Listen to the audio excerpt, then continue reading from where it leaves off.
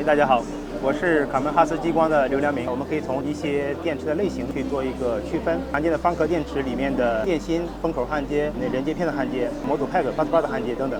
比较常见的应用场景。那第二类是像这个4680大圆柱，那这块我们是一些像这种负极焊接，还有一些这种钢壳焊接，都是我们用镇静比较多的一些场景。那除了电池以外，我们在像电驱、插 pin 的焊接，还有这种电控 IGBT 的焊接上面，都是一些镇静使用场景比较多的环节。客户呢，他不光想要结果焊得好，其实呢，客户更关心这个过程啊，它的这个稳定性啊，是否透明可见的这些环节。那我们的这个 Smart OCT 呢，是很好的解决了这个客户的这个痛点。那客户的痛点是什么呢？就是要焊后、抽检、坏性实验。那以及呢，因此带来的这个叫 PC 影追溯。那 Smart OCT 使用呢，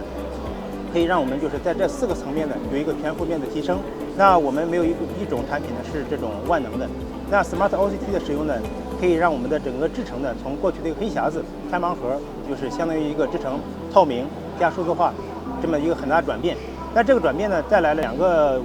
大的方面。那第一个方面的一个变化呢是，可以从4个维度，从这个就是焊后、抽检、坏性实验、批次追溯，那升级到就是焊中全检、无损检测到这个个体追溯，从质检维度来说的一个提升。那第二个呢，现在我们是讲 AI 时代，那这个 OCT 的使用呢，可以让我们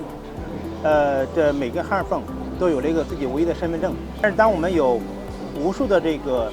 身份证、无数的工件之后呢，那我们可以做大数据的这种模拟结合，做到就是大家对期望的这种叫多模态组合生产，还有像这种数字孪生，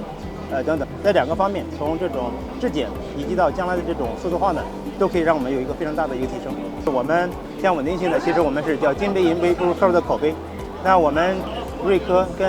卡门哈斯在很多项目上，特别像这个头部电池企业是有一些配合的。那我们这块经过了客户的认可跟批量采购，那这块是一个很好的一个对稳定性的一个认可跟证明，确保从瑞科激光器出在光源里面出来的光，能够精准的通过我们的镇静传达到每一个工件上面的焊缝上，来确保我们的焊接品质。所以说稳定，我们是经过了从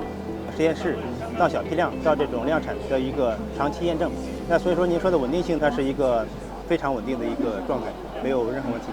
谢谢主持人。Focus on laser. Change the future.